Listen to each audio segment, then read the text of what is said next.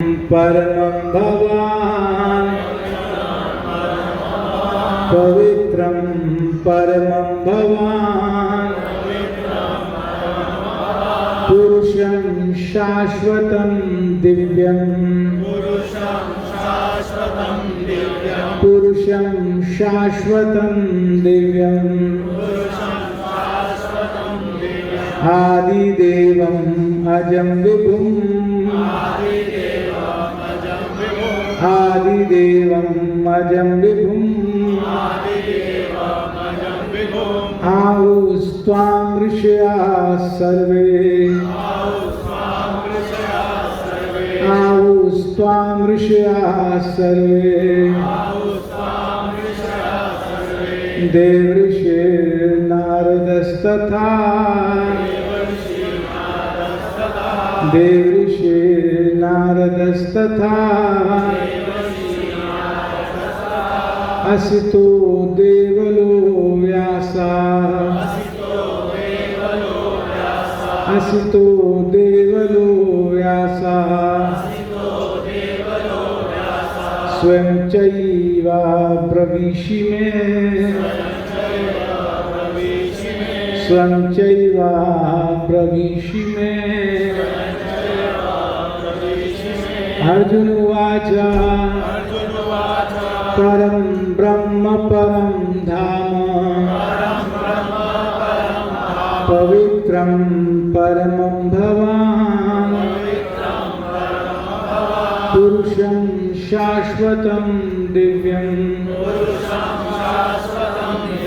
आदिदेवम् अजं विभुम् आहुस्त्वां ऋषयः सर्वे देवर्षिर्नारदस्तथा असितो देवलो व्यासः स्वयं चैव प्रविशि मे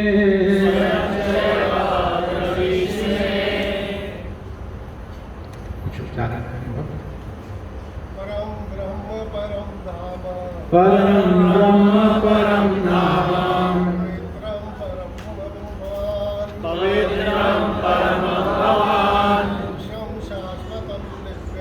पुरुषं शाश्वतं दिव्यम् आदिदेवमजं विभुम् सर्वे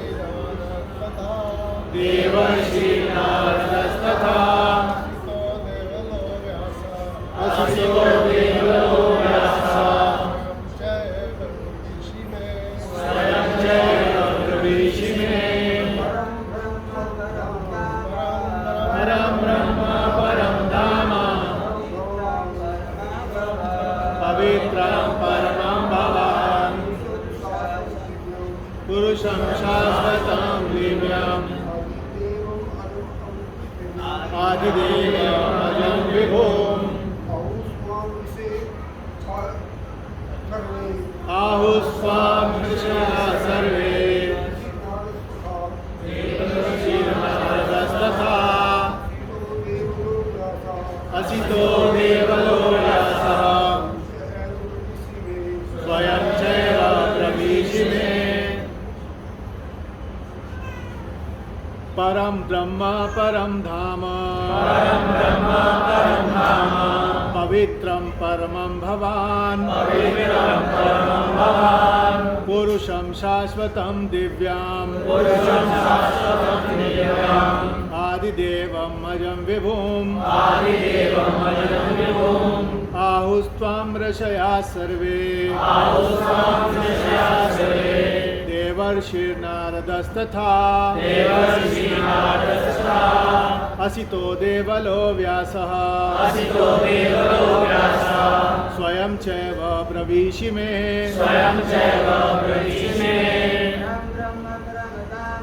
परं ब्रह्म परं धाम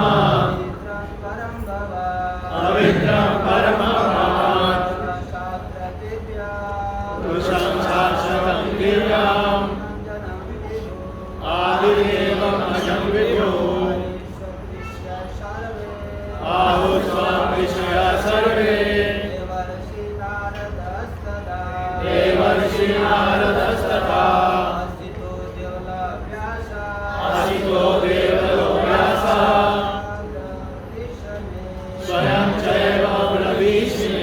माता जी। अर्जुन उवाच परं ब्रह्म परं धाम पवित्रं परमं भवान् पुरुषं शाश्वतं दिव्यम् आदिदेवमजं विभुम् आहुस्त्वां ऋषयः सर्वे देवर्षि नारदस्तथा असितो देवलो व्यासः स्वयं चैव प्रविशि मे। अर्जुन उवाच। अर्जुन उवाच। अर्जुन ने कहा परम परम ब्रह्म सत्य परम परम धाम आधार पवित्रम शुद्ध परमम परम भवान आप पुरुषम पुरुष शाश्वतम नित्य दिव्यम दिव्य आदि देवम आदि स्वामी अजम अजन्मा विभुम सर्वोच्च आहु कहते हैं त्वाम आपको ऋष्या साधुगण सर्वे सभी देव ऋषि देवताओं के ऋषि नारदा नारद तथा भी असिता असित देवला देवल व्यास व्यास स्वयं स्वयं च भी एव निश्चय ही ब्रवीषि आप बता रहे हैं मैं मुझको। अनुवादन तात्र भक्ति वेदांत स्वामी शिला प्रभुपाद जी के द्वारा कहा गया। शिला प्रभुपाद की अर्जुन ने कहा आप परम भगवान परम धाम परम पवित्र परम सत्य हैं। आप नित्य दिव्य आदि पुरुष अजन्मा तथा महानतम हैं। नारद असित देवल तथा व्यास जैसे ऋषि आपके इस सत्य की पुष्टि करते हैं और अब आप स्वयं भी मुझसे प्रकट कह रहे हैं। तात्पर्य इन दो श्लोकों में भगवान आधुनिक दार्शनिक को अवसर प्रदान करते हैं, क्योंकि यहाँ यह स्पष्ट है कि परमेश्वर जीवात्मा से भिन्न है। इस अध्याय के 4 महत्वपूर्ण श्लोकों को सुनकर अर्जुन की सारी शंकाएं जाती रहीं और उसने कृष्ण को भगवान स्वीकार कर लिया। उसने तुरंत ही उद्घोष किया आप पर ब्रह्म हैं। इसके पूर्व कृष्ण कह चुके हैं कि वे प्रत्येक वस्तु तथा प्रत्येक प्राणी के आदि कारण हैं। प्रत्येक देवता तथा प्रत्येक मनुष्य उन पर आश्रित है। वे अज्ञानवश अपने को भगवान से परम स्वतंत्र मानते हैं। ऐसा अज्ञान भक्ति करने से पूरी तरह मिट जाता है। भगवान ने पिछले श्लोक में इसकी पूरी व्याख्या की है। अब भगवत कृपा से अर्जुन उन्हें परम सत्य रूप में स्वीकार कर रहा है, जो वैदिक आदेशों के सर्वथा अनुरूप है। ऐसा नहीं है कि परम सखा होने के कारण अर्जुन कृष्ण की चाटुकारी करते हुए उन्हें परम सत्य भगवान कह रहा है। इन 2 श्लोकों में अर्जुन जो भी कहता है उसकी पुष्टि वैदिक सत्य द्वारा होती है। वैदिक आदेश इसकी पुष्टि करते हैं कि जो कोई परमेश्वर की भक्ति करता है वही उन्हें समझ सकता है, अन्य कोई नहीं। इन श्लोकों में अर्जुन द्वारा कहे शब्द वैदिक आदेशों द्वारा पुष्ट होते हैं। केनोपनिषद में कहा गया है कि परब्रह्म प्रत्येक वस्तु के आश्रय हैं और कृष्ण पहले ही कह चुके हैं कि सारी वस्तुएं उन्हीं पर आश्रित हैं। मुंडकोपनिषद में पुष्टि की गई है कि जिन परमेश्वर पर सब कुछ आश्रित है उन्हें उनके चिंतन में रत रहकर ही प्राप्त किया जा सकता है। कृष्ण का यह निरंतर चिंतन स्मरणम है, जो भक्ति की नव विधियों में से एक है। भक्ति के द्वारा ही मनुष्य कृष्ण की स्थिति को समझ सकता है और इस भौतिक देह से छुटकारा पा सकता है। वेदों में परमेश्वर को परम पवित्र माना गया है। जो व्यक्ति कृष्ण को परम पवित्र मानता है वह समस्त पाप कर्मों से शुद्ध हो जाता है। भगवान की शरण में गए बिना पाप कर्मों से शुद्धि नहीं हो सकती। अर्जुन द्वारा कृष्ण को परम पवित्र मानना वेद सम्मत है। इसकी पुष्टि नारद आदि ऋषियों द्वारा भी हुई है। कृष्ण भगवान हैं और मनुष्य को चाहिए कि वह निरंतर उनका ध्यान करते हुए उनसे दिव्य संबंध स्थापित करे। वे परम अस्तित्व हैं। वे समस्त शारीरिक आवश्यकताओं तथा जन्म मरण से मुक्त हैं। इसकी पुष्टि अर्जुन ही नहीं अपितु सारे वेद पुराण तथा इतिहास ग्रंथ करते हैं। सारे वैदिक साहित्य में कृष्ण का ऐसा वर्णन मिलता है और भगवान स्वयं भी 4थे अध्याय में कहते हैं कि यद्यपि मैं अजन्मा हूँ किंतु धर्म की स्थापना के लिए इस पृथ्वी पर प्रकट होता हूँ। वे परम पुरुष हैं, उनका कोई कारण नहीं है क्योंकि वे समस्त कारणों के कारण हैं और सब कुछ उन्हीं से उद्भूत है। ऐसा पूर्ण ज्ञान केवल भगवत कृपा से प्राप्त होता है। यहाँ पर अर्जुन कृष्ण की कृपा से ही अपने विचार व्यक्त करता है। यदि हम भगवत गीता को समझना चाहते हैं तो हमें इन दोनों श्लोकों के कथनों को स्वीकार करना होगा। यह परंपरा प्रणाली कहलाती है, अर्थात गुरु परंपरा को मानना। परंपरा प्रणाली के बिना भगवत गीता को नहीं समझा जा सकता। यह तथाकथित विद्यालयी शिक्षा द्वारा तो संभव नहीं है। दुर्भाग्यवश जिन्हें अपनी उच्च शिक्षा का घमंड है वे वैदिक साहित्य के इतने प्रमाणों के होते हुए भी अपने इस दुराग्रह पर अड़े रहते हैं कि कृष्ण एक सामान्य व्यक्ति हैं। ओम ज्ञानतिमिरान्धस्य ज्ञानाञ्जनशलाकया चक्षुरुन्मीलितं येन तस्मै श्रीगुरुवे नमः। मूकं करोति वाचालं पंगुं लंघयते गिरिं यत्कृपातमं वन्दे श्रीगुरुदीनतारिणं। वाञ्छाकल्पतरुभ्यश्च कृपा सिन्धुभ्येव च पतितनां पावनेभ्यो वैष्णवेभ्यो नमो नमः।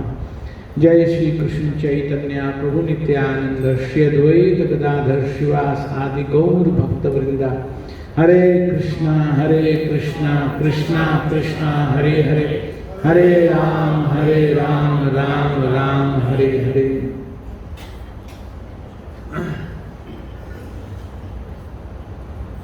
इस भौतिक संसार में सर्वत्र हर जगह पर बस प्रश्न उत्तर चल रहे हैं। कोई पूछ रहा है, कोई बता रहा है, फिर कोई पूछ रहा है। हम अपने जीवन में देखें तो हमारा सारा का सारा जीवन क्वेश्चन आंसर से भरा हुआ है। लेकिन एक ऐसा ग्रंथ है जिसके प्रश्न उत्तर ठीक से समझ में आ जाने के बाद फिर जीवन में कोई प्रश्न रहता नहीं है, कोई संशय, कोई डाउट नहीं रहता है। ये भगवत गीता एक ऐसा प्रश्नोत्तर है। भक्त और भगवान के बीच की बातचीत इतनी सुगम, हम सबको बहुत आसानी से समझने वाली और हमारे जीवन के सारे प्रश्नों को बिल्कुल सामने रख करके उत्तर देने वाली है। अर्जुन के बहुत संशय थे युद्ध के मैदान में और युद्ध छोड़ करके अर्जुन रथ पर बैठ गया कि मैं नहीं करूंगा। अब ये 10वां अध्याय चल रहा है। बहुत अभी भगवत गीता भगवान ने सुनाना बाकी है, लेकिन यहाँ अर्जुन ने जो अपनी रियलाइजेशंस शेयर की हैं, जो अपना अनुभव शेयर किया है, बीच में ही कुछ ऐसा अर्जुन को अनुभव हुआ, कुछ ऐसा रियलाइज हुआ कि उसने डिक्लेयर कर दिया युद्ध के मैदान में। इतने बड़े बड़े शब्द यहाँ पर अर्जुन भगवान के लिए कह रहा है, अपनी रियलाइजेशन शेयर कर रहा है कि मैं ही नहीं कह रहा हूँ ये सब बातें, वास्तव में बड़े बड़े ऋषि भी ये बात कहते हैं।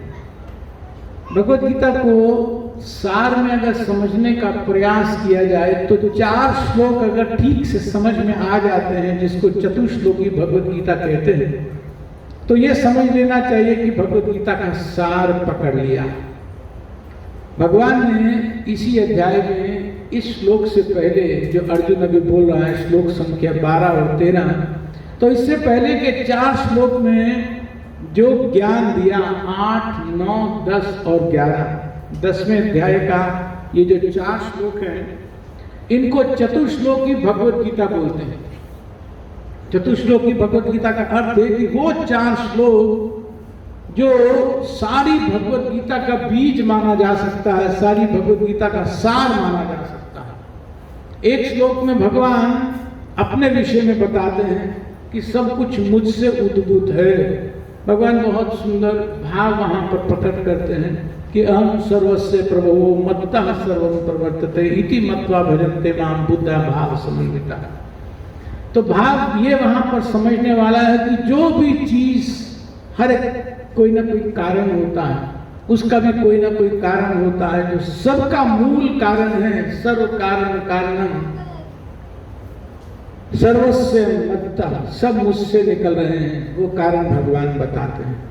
और उसके बाद के जो 3 श्लोक हैं वो तो भक्ति को ऐसे फैला फैला करके समझ करके इतना विस्तार कर रहे हैं कि वास्तव में ऐसा लगता है कि मनुष्य जीवन में इतना भर अगर हो जाए, भगवान के चरणों में थोड़ा अगर प्रतिदिन हम अपना समय देना प्रारंभ कर दें तो जीवन में किसी भी तरह का कोई दुख कोई कष्ट हमारे साथ रहेगा नहीं। भगवान भक्तों के लिए कहते हैं कि मेरे भक्तों को मेरी कथा में, मेरे बारे में चर्चा करने में बहुत सुख मिलता है। भगवान वहां बोलते हैं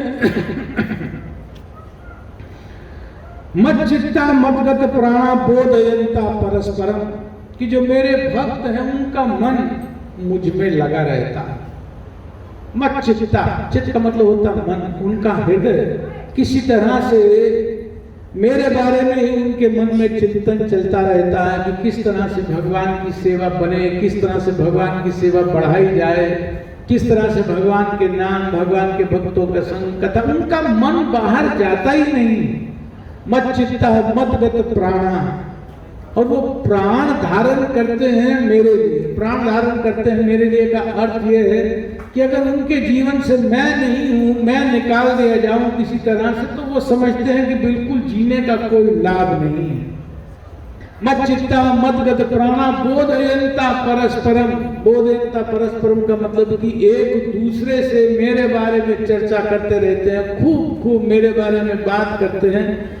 और उसके बाद जो भगवान कह रहे हैं ये बात हम सबको ध्यान देने वाली है कि जो भक्त मेरे बारे में सदा एक दूसरे को बताते रहते हैं, सुनते रहते हैं, सुनाते रहते हैं, मेरे गुण, मेरी लीलाओं, मेरे नाम के विषय में एक दूसरे से चर्चा करते रहते हैं, उनके जीवन में क्या होता है? तुष्यंती चा रमन्ती चा, उनके जीवन में ऐसी संतुष्टि आती है, उनके जीवन में ऐसा सेटिस्फैक्शन आता है, ऐसी शांति आती है उनके जीवन में। और उसके साथ रमन्ती चा, सदा प्रसन्न रहते हैं, सदा उनका हृदय बहुत बहुत प्रसन्न चित्त रहता है।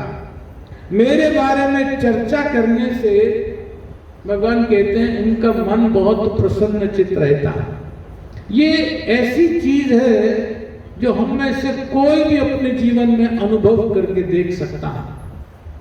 अगर 2 में 2 जोड़ेंगे तो क्या होगा? 4।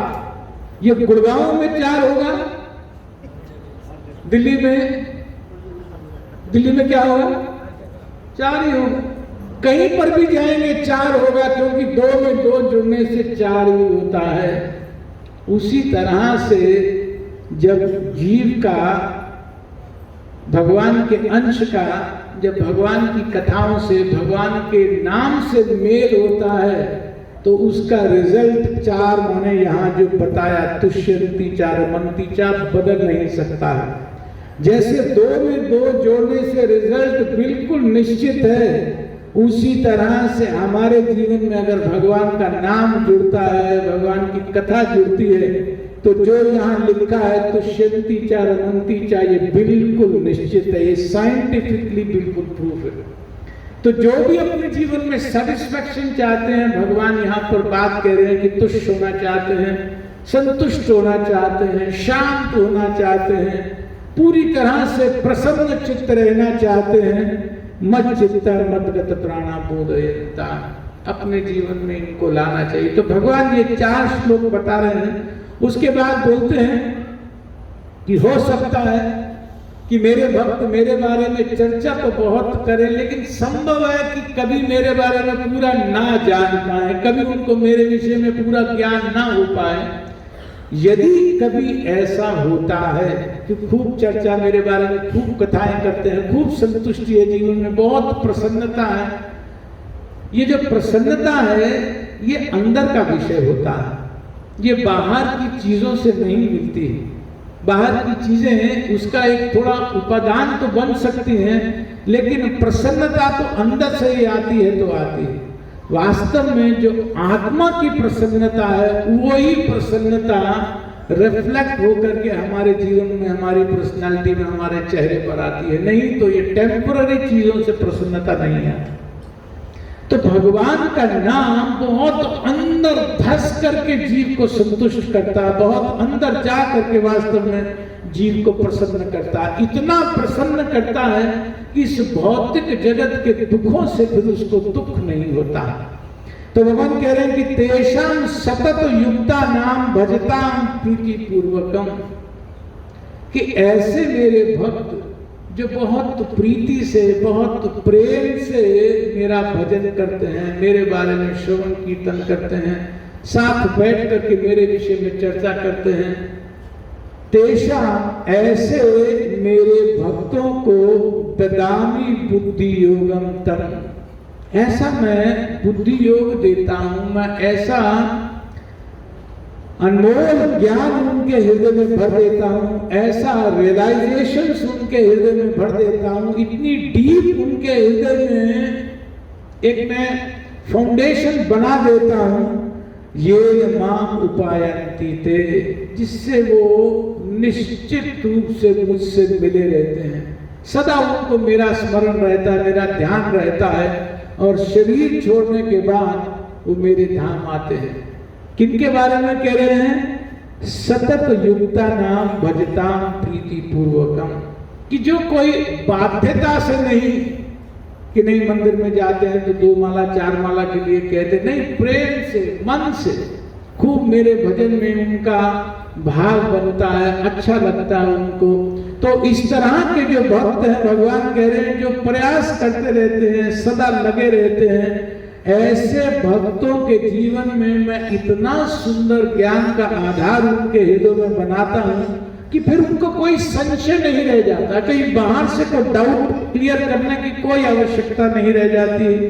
मेरी कृपा से उनका हृदय बिल्कुल पूरी तरह से ज्ञानमय हो जाता है, और जिसके चित्त में ज्ञान आ गया, जिसके चित्त में वास्तविकता का दर्शन हो गया, ऐसा यहाँ अगर किसी के साथ होता है तो भगवान कहते हैं कि वो मेरे संग में बना रहता है।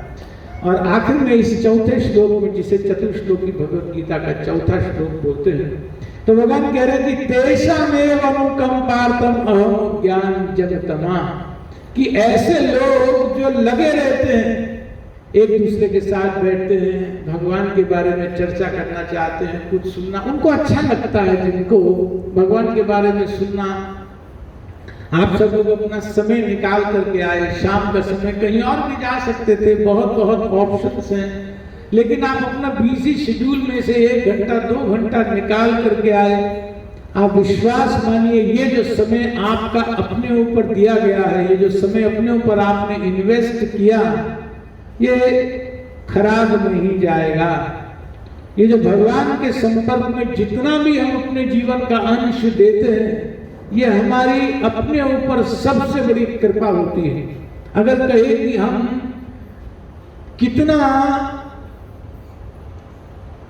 अपना भला कर सकते हैं, कितना अपना श्रेयस्कर हम कर सकते हैं, तो सबसे ऊपर रखा जाएगा कि हम भगवान के विषय में जानने के, सुनने के, उनके नाम के विषय में, भक्तों का संग करने में, भगवान को अपने जीवन में जोड़ने में हम कितने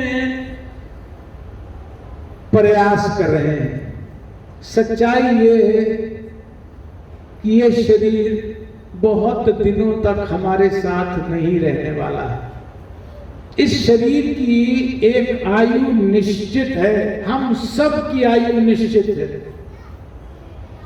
कितने समय हम यहाँ रहने वाले हैं सबकी आयु निश्चित है, लेकिन ये जो मनुष्य का शरीर है ये इतना दुर्लभ शरीर है, और क्या फल मिल सकता है इस मनुष्य के शरीर में, हम क्या प्राप्त कर सकते हैं, ये वास्तव में भक्ति करके थोड़ी प्रगति करने के बाद रियलाइज होता है कितना वास्तव में हम आगे जा सकते हैं। ऐसी जब जो हृदय में शांति, सुख और आनंद की अनुभूति होने लगती है तो लगने लगता है मनुष्य का जीवन वास्तव में इन्हीं कामों के लिए बना है, इसी तरह से जीवन चलना चाहिए। तो भगवान कह रहे हैं कि तेषा में अनुकंपार्थम, ऐसे जो सतत मेरे भजन में रहना चाहते हैं, उनकी इच्छा होती है, उन पर मैं अनुकंपार्थम बहुत कृपा करता हूं। कौन कह रहा है ये बात? ये कह रहे हैं जो परम ब्रह्म है, जो परम धाम है, जो परम पवित्र है, ऐसा व्यक्ति डिक्लेयर कर रहा है कि जो मेरे साथ जुड़ रहा है, जो प्रयास कर रहा है अपने जीवन में मुझे जोड़ने का, उस पर मैं बहुत अनुकंपा करता हूं। ये डिक्लेरेशन भगवत गीता की है कि ऐसे लोगों पे मैं बहुत अनुकंपा, बहुत कृपा करता हूं। और कृपा करके सबसे पहला क्या होता है कि उनके जीवन का जो अज्ञान से जन्म लेने वाला अंधकार है, अज्ञान जन्म तमा, अज्ञान से जन्म लेने वाला अंधकार का अर्थ क्या हुआ कि हमारे जीवन में जो अंधकार है वो इसीलिए है क्योंकि कहीं ना कहीं पर हम सही चीज को सही ढंग से नहीं कर रहे हैं और गलत चीज को सही मान रहे हैं। हम वास्तव में भगवान के अंश हैं, चिन्मय हैं। चिन्मय का अर्थ होता है हम सच्चिदानंद है। सत्य, चित्त और आनंद ये हमारी स्वरूप की चीज है, ये हमें कहीं बाहर से नहीं लाना। हमारा परिचय है कि हम सच्चिदानंद हैं। तो सच्चिदानंद में अज्ञानता नहीं हो सकता है। जिसमें चित्त है, चित्त का अर्थ होता है ज्ञान। तो जो सच्चिदानंद है वो अज्ञान में नहीं रह सकता है, लेकिन तमा हो गया, अगर अंधेरा हो गया, हमारा अनुभव होता है कि कोई चीज अगर प्रकाश में देखें तो दिख जाएगी। हम एक दूसरे को देख सकते हैं, ऊपर लाइट चली हुई, हम सब एक दूसरे का दर्शन कर सकते हैं। लेकिन मान लीजिए अभी 2 मिनट के लिए लाइट चली जाएगी नहीं, लेकिन मान लीजिए अगर 2 मिनट के लिए लाइट चली जाए, पूरा अंधेरा हो जाए, तो कोई किसी को देख नहीं पाएगा। उसी तरह से इस भौतिक जगत में हम सच को नहीं देख पा रहे हैं। क्यों नहीं देख पा रहे हैं? क्योंकि अज्ञानता है। तो भगवान कह रहे हैं कि ऐसे मेरे भक्तों पर जो थोड़ा शुरू होते हैं, प्रयास करते हैं, मेरी तरफ आते हैं, उनके जीवन से मैं पूरी तरह से अज्ञान समाप्त कर देता हूं। उनको अज्ञानता नहीं रहती, किसी भी तरह का कोई मोह, इल्यूजन, अंधकार उनके जीवन में इग्नोरेंस नहीं रहती। ये जो इग्नोरेंस है, ये जो अज्ञानता है, ये हमारे जीवन के वर्ष कितने तेजी से निकाल देती है, हमको पता नहीं चलता है और शरीर छूट जाता है। ये जो मनुष्य का शरीर है बहुत तेजी से दौड़ता है। हम में से किसी को अपने स्कूल कॉलेज का टाइम याद है? जो आजकल जॉब करते हैं कि मैं स्कूल में ऐसे था, कॉलेज में, किसी को याद है? या विवाह हुआ था उस दिन, विवाह याद है? या बच्चे हुए उस दिन? लेकिन अब देखेंगे अरे बहुत वर्ष हो गए, इसको तो 25 वर्ष हो गए, 30 वर्ष हो गए, और ज्यादा वर्ष हो गए। तो ये समय जितना चला गया, हो सकता है कि उतना बाकी बचा भी ना हो। हमें पता नहीं। अरे इतनी तेजी से भी कल की बात थी यहाँ पे, तो अरे 40 साल हो गए भाई, 30 साल हो गए, 25 साल हो गए, बहुत समय हो गया। हो सकता है जो भी कल की बात लग रही है, लेकिन वो वर्ष बहुत हो गए, उतने वर्ष हमारे जीवन में भी बचे भी ना। ये जो अज्ञान है हमको सुबह से लेकर के रात तक ऐसे चक्री में चलाए रखता है, मन भागे रहता है, मन में 50 काम रहते हैं।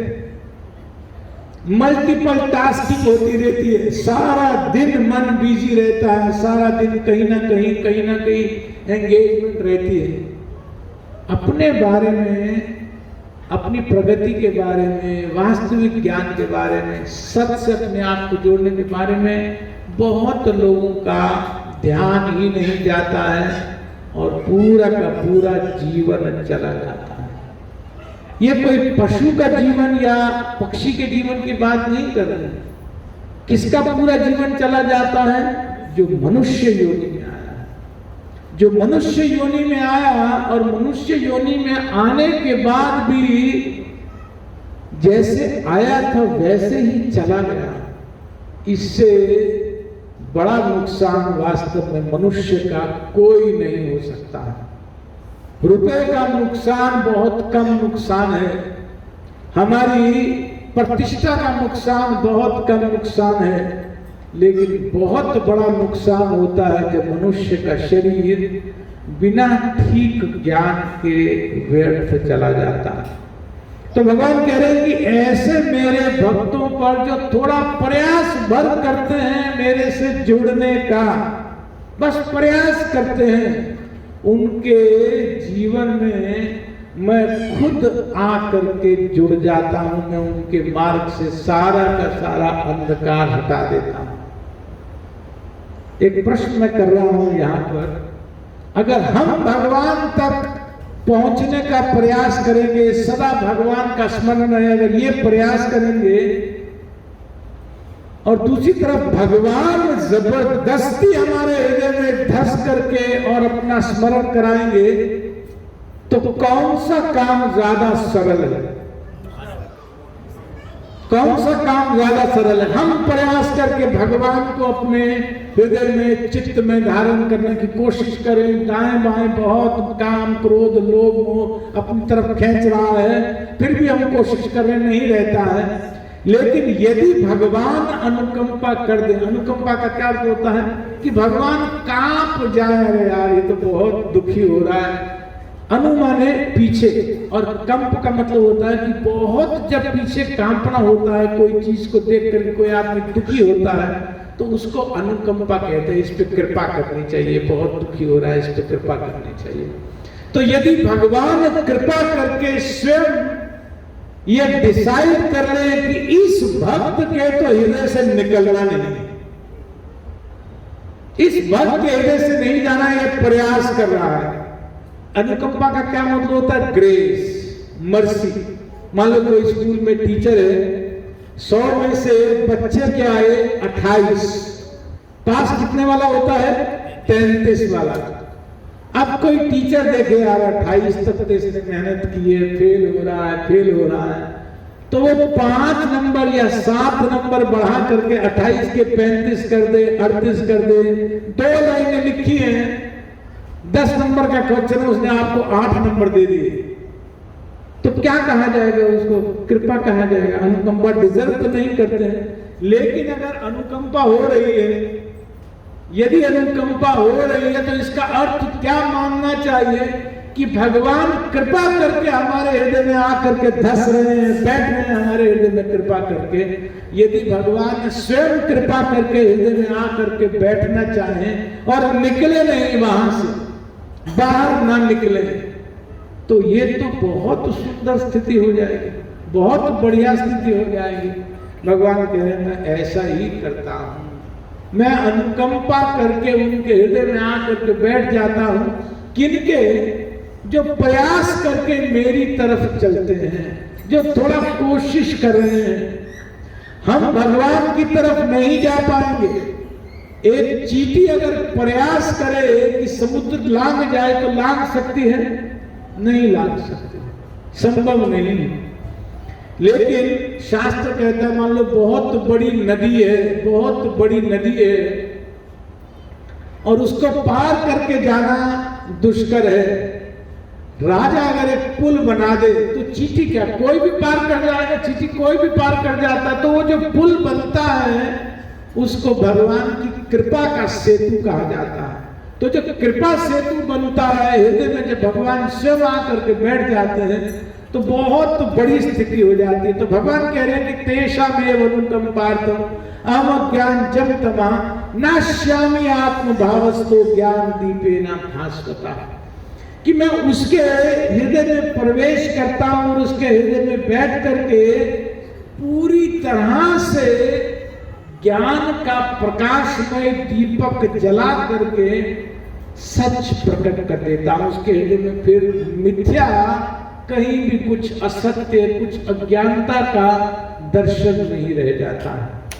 तो सार में ये जो 4 श्लोक भगवान ने कहे, उसमें से 3 श्लोक तो भक्तों पे कृपा वाले हैं। एक में तो बताया कि वास्तव में सब कुछ मुझसे ही उद्भूत हो रहा है, हम सर्वस्व प्रभु। लेकिन जो बाकी के 3 श्लोक, जो चतुश्लोकी भगवत गीता में जो 75% श्लोक हैं, उसमें भगवान क्या कह रहे हैं कि जो मेरी तरफ आ रहा है उसको तो मैं छोड़ूंगा नहीं, उसको तो मैं लेकर के रहूंगा, अपना बनाऊंगा ही।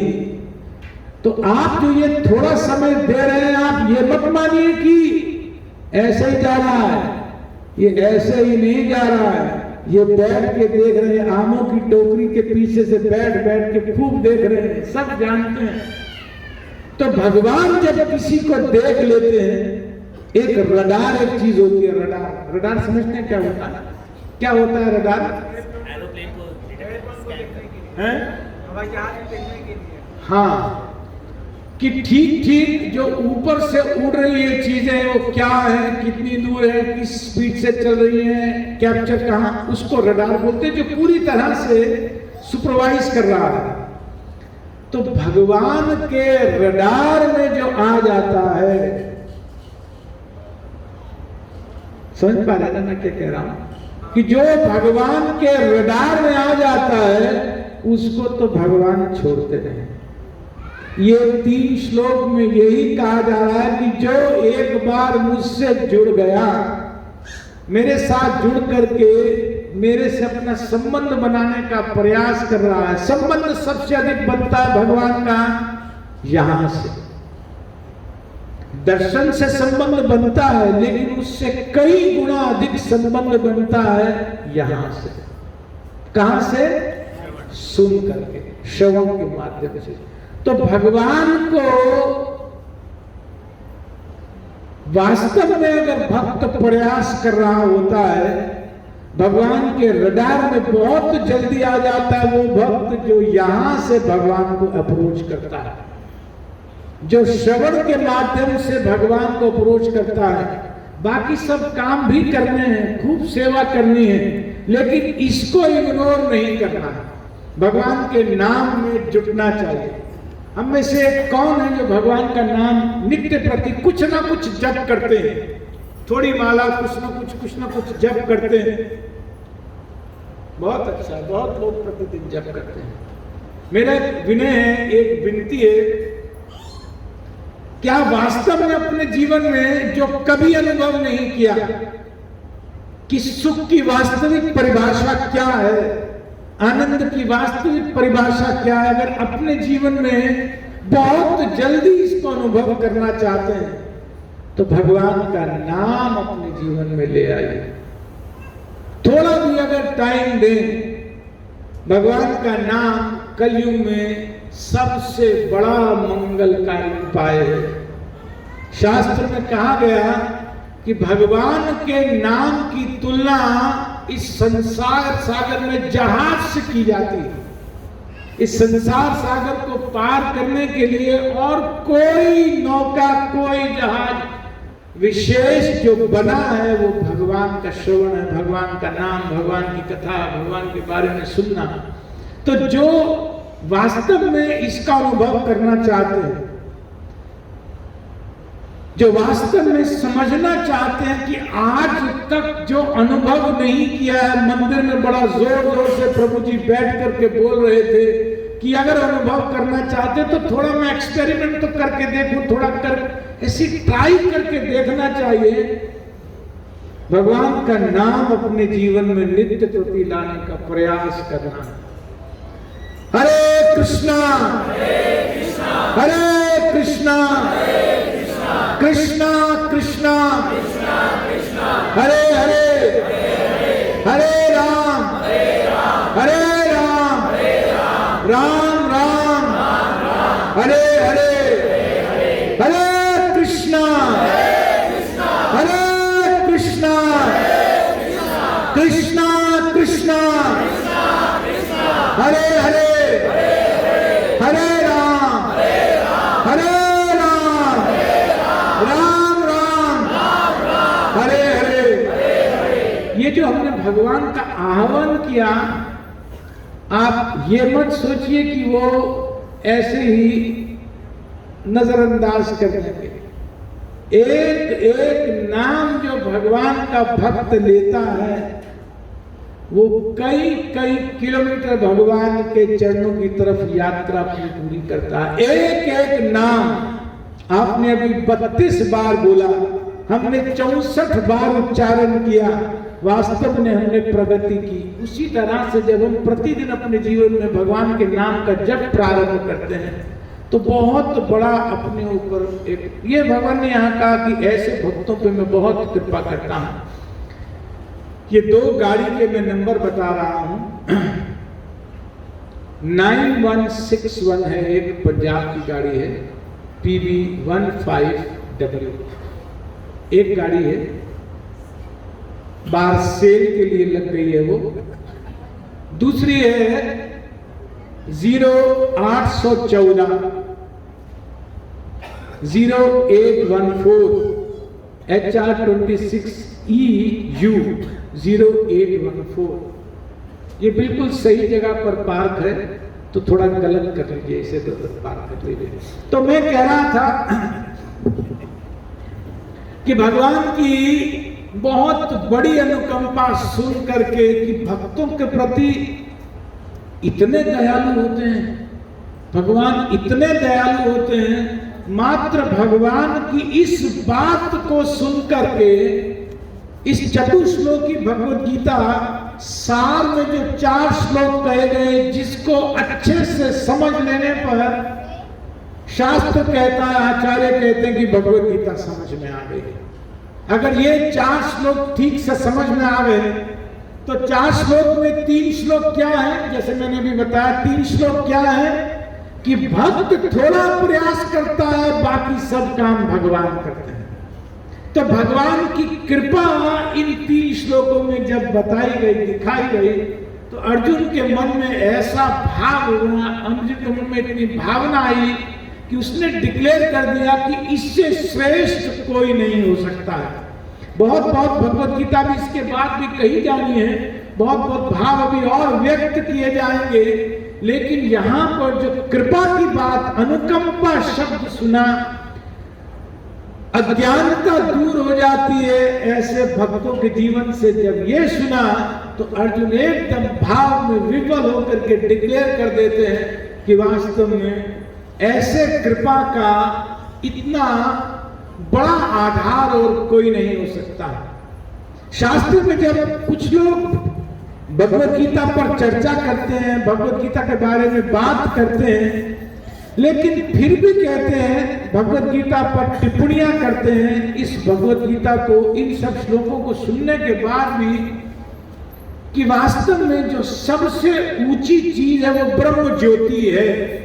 ज्योति है, ज्योति सबसे निराकार है। अरे स्पष्ट यहाँ पर भगवत गीता का शब्द है, परम ब्रह्म परम धाम पवित्रम परमम भवान, कि आप सबसे श्रेष्ठ हैं, आप ही सबसे परम हैं, आप ही सबसे ऊपर हैं। तो ये वाणी वास्तव में अगर भगवत गीता करने के बाद, पढ़ने के बाद जो भगवत गीता पर टीका लिखते हैं और वो बोलते हैं कि परम निराकार है, तो क्या कहा जाएगा? उसने भगवत गीता क्या पढ़ी और क्या उसने भगवत गीता समझी? सीधे सीधे शब्दों का अर्थ नहीं समझ में आ रहा है कि परम माने क्या होता है? सर्वश्रेष्ठ, सबसे ऊंचा। किसको कह रहे हैं अर्जुन? कृष्ण को कह रहे हैं, सामने वो खड़े हैं। तो अर्जुन साफ डिक्लेयर कर रहे हैं, इतना सुंदर शब्द बोल करके 4-5 बार परम परम परम, परम माने सर्वश्रेष्ठ, सबसे ऊंचा। लेकिन फिर भी अगर कोई अज्ञानता में रह करके उस परम को निराकार मानता है तो उसके बारे में क्या कहा जाए। तो सार में यही आज का जो सेंट्रल मैसेज है कि चतुश्लोकी भगवत गीता में जो सार है उस सार से अपने आप को जोड़ना चाहिए। अपने जीवन में जितना प्रयास करें, अपने परिवार में अपनी सेवाओं का ध्यान रखते हुए, अपने सारे जो ड्यूटी है उनको ठीक से फॉलो करते हुए, भगवान के साथ जहां हम जितना जुड़े हुए हैं उससे कुछ न कुछ अधिक जुड़ने का, एक कदम दो कदम आगे और बढ़ने का प्रयास करना चाहिए। ये जो कुछ एक एक दो दो चार चार कदम जो भगवान की तरफ बढ़ाए गए हैं, आप विश्वास मानिए जब आप पीछे मुड़ करके देखेंगे कुछ वर्षों बाद तो आपको लगेगा कि ये हमारे जीवन का, ये मेरे जीवन का सबसे बड़ी कमाई मैंने की है।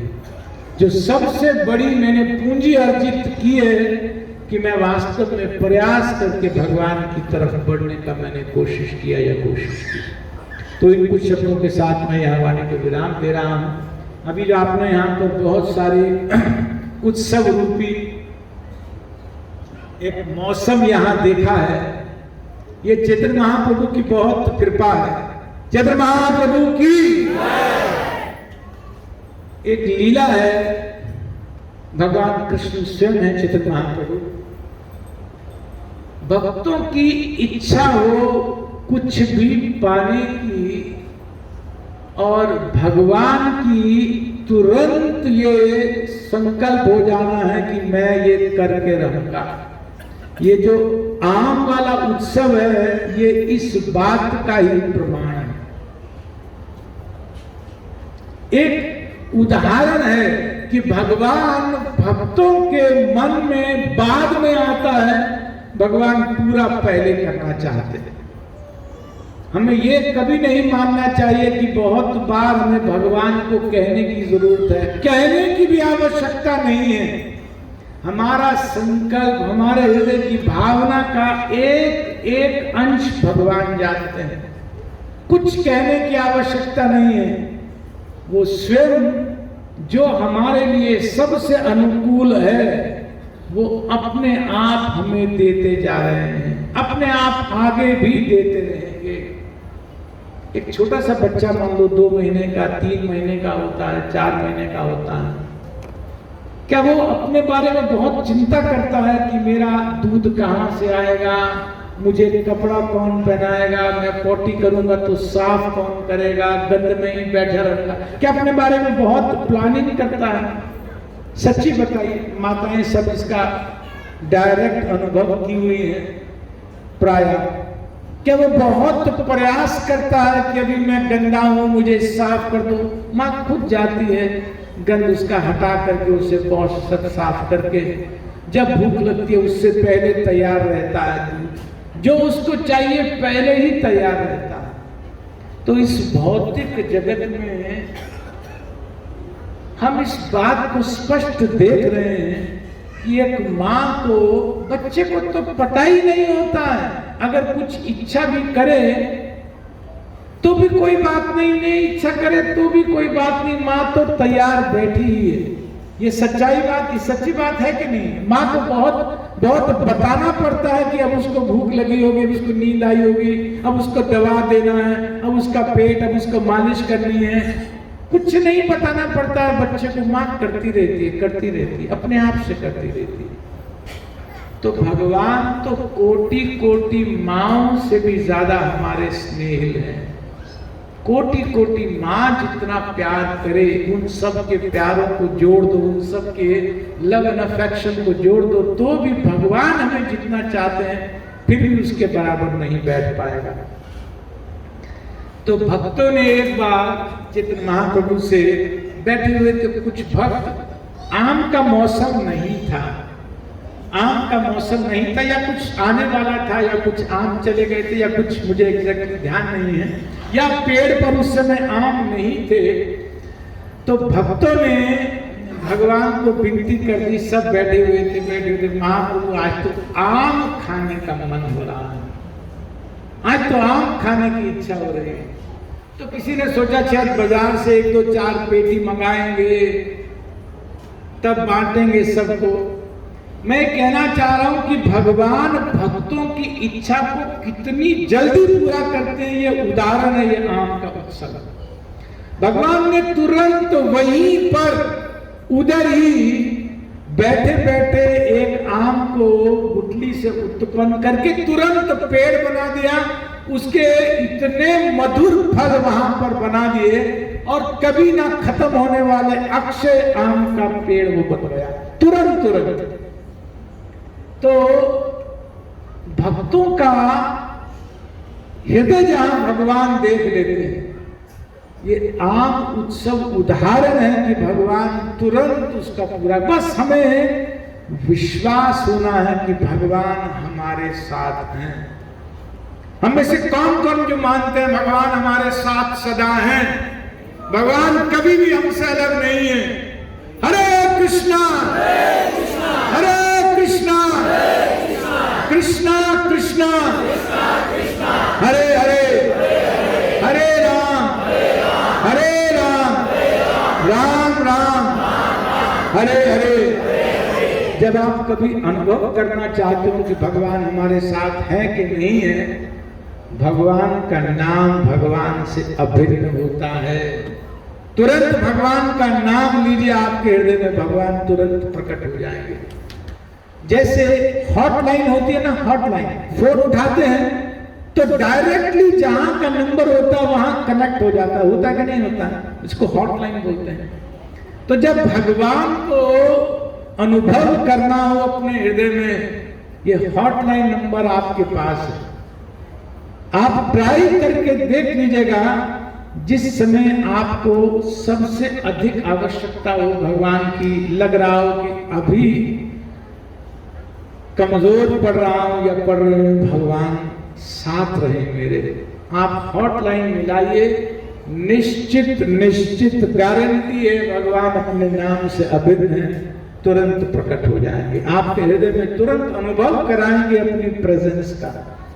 तो ये जो उत्सव है, एक आम जो आज भक्त पाएंगे, एक आम जो भगवान के सामने भोग लगाया, हम सब पाने वाले हैं उसको, सब भगवान का डायरेक्ट प्रसाद हमको मिलने वाला है। ये एक आम उस चेतन महाप्रभु के प्रण का, संकल्प का द्योतक है कि मैं अपने भक्तों के साथ सदा रहता हूं, मैं अपने भक्तों की इच्छाओं को उनकी इच्छा जागृत होने से पहले पूरा करता हूं। ये एक आम इस बात का प्रमाण है वास्तव में।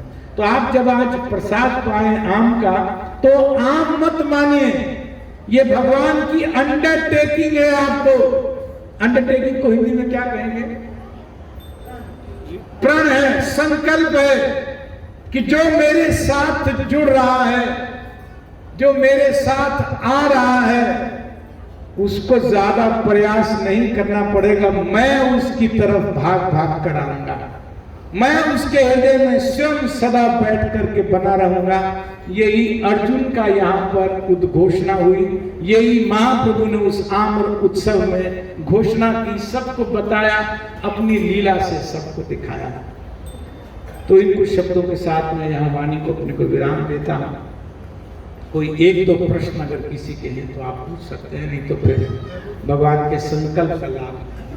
मैं जब चैंट करता हूँ ना, तो ये संकल्प करता हूँ कि हर 5-10 किलोमीटर में all over the world 5-10 kilometre में इस्कॉन बनती हो। ऐसा कोई प्लानिंग है क्या इस्कॉन के पास?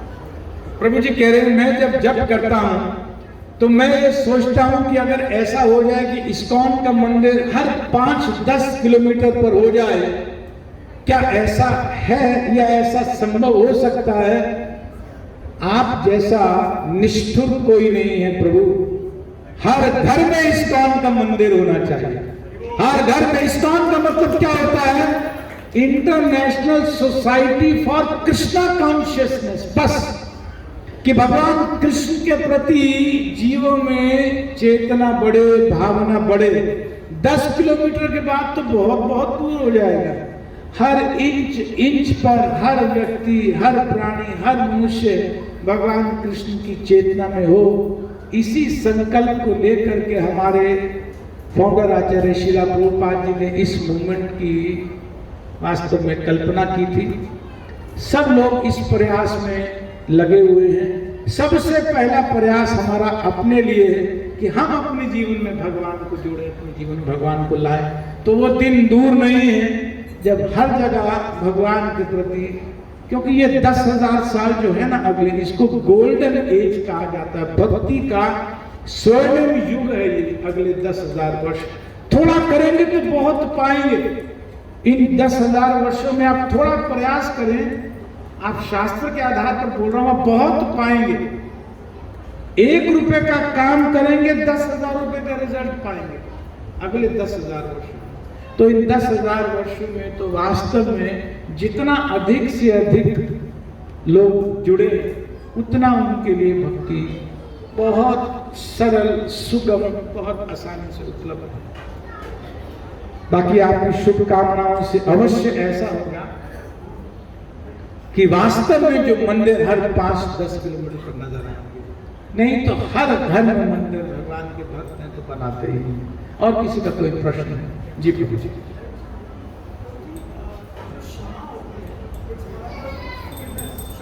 फॉरगिवनेस जी।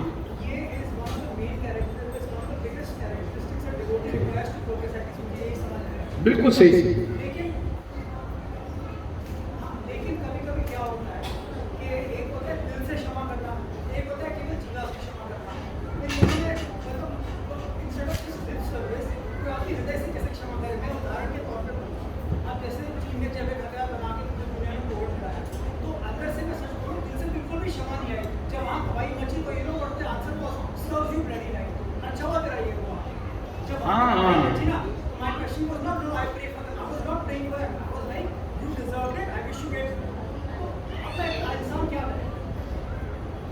आपका प्रश्न क्या है, मैं समझा नहीं। हृदय से क्षमा कैसे करें? हृदय से क्षमा कैसे करें? अच्छा, हृदय से क्षमा कैसे करें?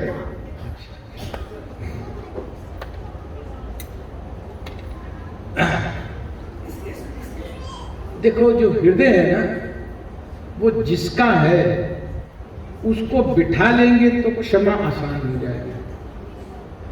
हृदय जिसका स्थान है, किसका स्थान है? परमात्मा का स्थान है। वो परमात्मा वास्तव में है तो, लेकिन एब्सेंट जैसे हैं।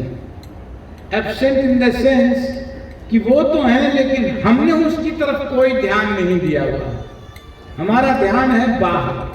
जब हम अंदर जुड़ जाएंगे तो स्वभावतः जब वो जिसका स्थान है, जब वहां से वो क्षमा करेगा, माने वो जब प्रकट हो जाएगा, तब अपने आप नेचुरल जीवन हो जाएगा। जो यहाँ से बोलते हैं, यहाँ से कुछ और सोचते हैं, उसको कपट कहा जाता है कि यहाँ कुछ और हो रहा है, यहाँ कुछ हो रहा है। भक्ति और कपट ये दोनों दो अलग अलग छोर हैं। जो यहाँ वो यहाँ का काम नहीं ले सकता है, जो यहाँ वो यहाँ का लाभ नहीं ले सकता है। तो जो भक्ति में है उसके जीवन में कपट नहीं रह सकता है, और जो कपटी है उसके जीवन में भक्ति नहीं आ सकती। तो आपने कहा कि क्षमा जीवन में कैसे किया जाए? हृदय से भक्ति ला करके ये कपट समाप्त हो जाएगा। ऊपर से बोला क्षमा, अंदर से नहीं बोला तो कपट है ना। तो जब भक्ति को लाएंगे जीवन में तो कपट जीवन से दूर हो जाएगा, हट जाएगा, चला जाएगा। ठीक है? श्रीला प्रभुपाद की, श्रीमद् भगवद गीता यथारूप की, निताय